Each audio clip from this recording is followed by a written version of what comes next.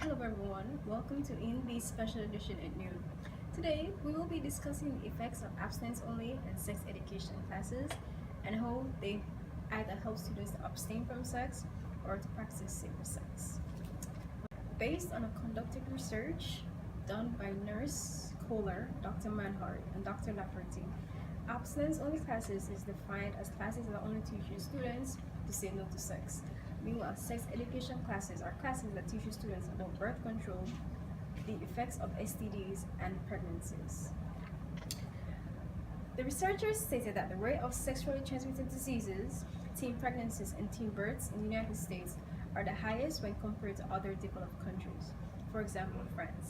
The research done also showed that most of the teenagers engaging in these acts that have contracted sexually transmitted diseases were females, and they were mostly a part of the minority groups.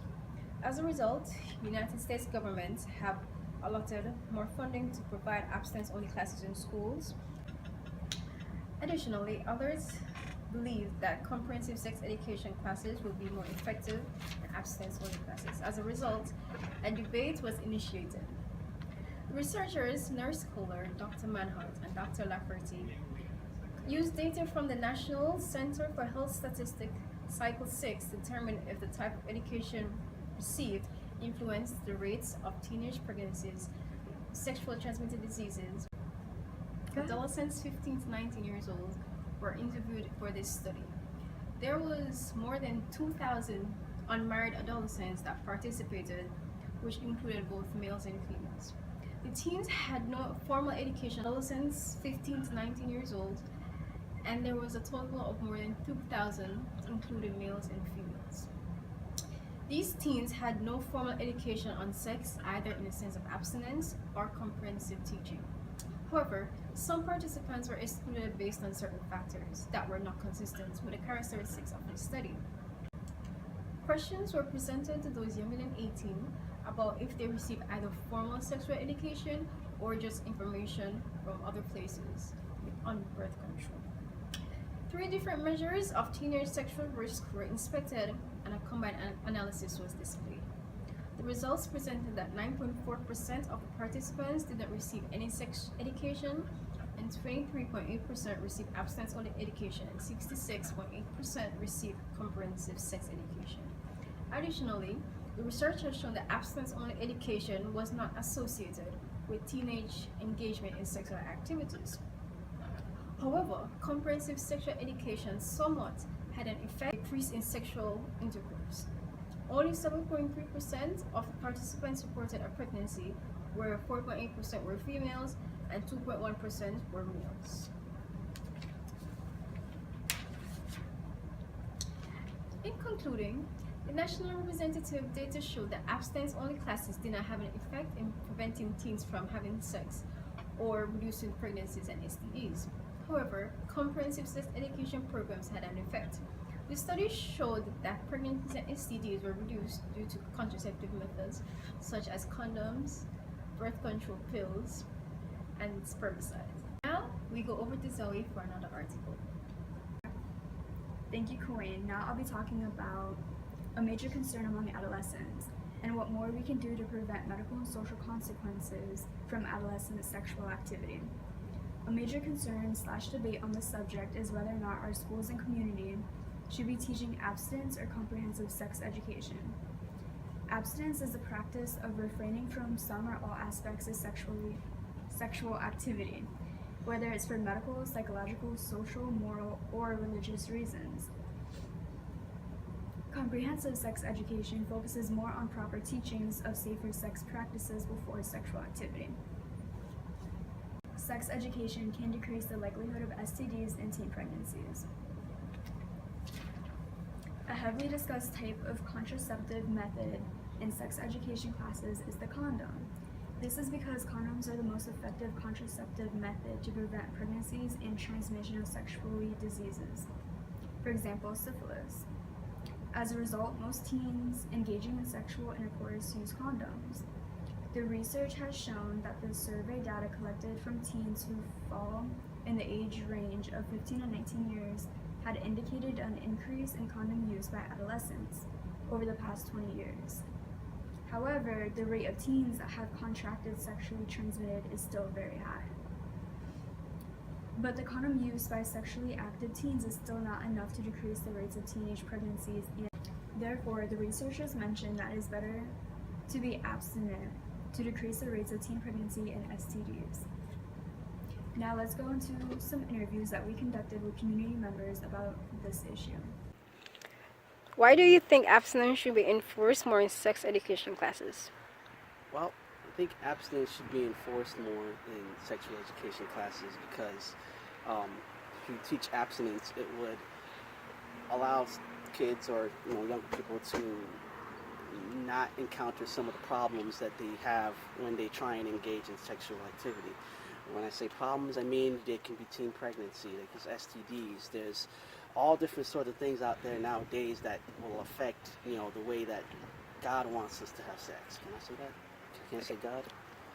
Okay. What factors do you think increase the likelihood of teen pregnancies and why? I think some of the factors that increase likelihood of teen pregnancies are just lack of information. People nowadays are just going out and just because of the society we live in and what media portrays, that they think that sex is just something people just do instead of something that was created to be special between between two people. So yeah. Okay. Even though birth control methods are somewhat effective, why do you think teenagers should not use them, but practice more abstinence instead? Well, personally, I think teenage years are too young to be using birth control methods because, at that time, at your teenage years, it's not really years to be producing children. It's more years for growing yourself and building your life and everything. And children normally happen at a later date. So just more birth control would, I would say, encourage sexual activity from teenagers. So I wouldn't encourage birth control. So why do you think more abstinence should be practiced instead? Abstinence should be practiced instead because abstinence should be practiced instead because it would, just not have those problems that would happen later on. It just prevents them altogether. The best way to prevent it is to just not even engage in that type of activity. Okay. What roles do parents have in preventing their teenagers from being sexually active? It's very simple. Communication. Communication is key there. Parents need to talk to their children, and children need to feel comfortable talking to their parents when it comes to sex and sexual education and stuff. If you don't have a parent, maybe talk to someone you look up to, someone you can trust, someone you confide in. Just someone who's older, who's been there and has been there and done that. It's just the way it is. Okay, thank you. More sex education in our community will decrease the likelihood of teen pregnancy. It would decrease a lot of teen pregnancy because, like I said, kids would know what they're getting themselves into, giving them time to prepare and actually know what's going to happen. Okay, thank you. You're welcome. We always hear people say abstinence is the best way to go, but what might be some disadvantages of abstinence? Some disadvantages to abstinence might be that some kids just don't have self-control. They just want to go out, their hormones are raging, they're going through puberty, so they want to explore their bodies, and you can't just expect them to not want to do that. You have to at least educate them on why they should practice it, or if they're not going to, that you should at least teach them safe sex. Okay. Do you think educating teens on sexually transmitted diseases in its entirety will lessen the rate of teenage pregnancy in the United States of America? I'm not sure if it would, honestly, because I feel like a lot of kids kind of feel like it's kind of one or the other, I either get an STD or I get pregnant, so it's not like, oh, I got this STD, so I'm I might get pregnant or something like that. Okay. What socioeconomic factors can lead to teens being sexually active and why? Well, if I'm getting the definition right, I assume socioeconomic has to do with their class standing or where they're from and stuff like that. So if you're from, I guess, a low class standing where you really don't have access to I guess a car or something like that, or any kind of transportation, so that you never leave. So then you just kind of stick with the people that you know, and then you're bored, so you can't do anything else because you can't leave. So then, stuff happens. and, sexual stuff happens because you're bored. Okay, thank you. You're welcome. In today's society, we should be teaching abstinence only or comprehensive sex education. Comprehensive sex education, And why do you think that? because knowledge is power. Okay. Everything you learn, whether it's sex education or it's earth science, everything makes you smarter the more education you learn. That way, our youth today could be more educated Okay. before proceeding with sex. Yeah. So do you think it will And decrease? it's not going to hurt it.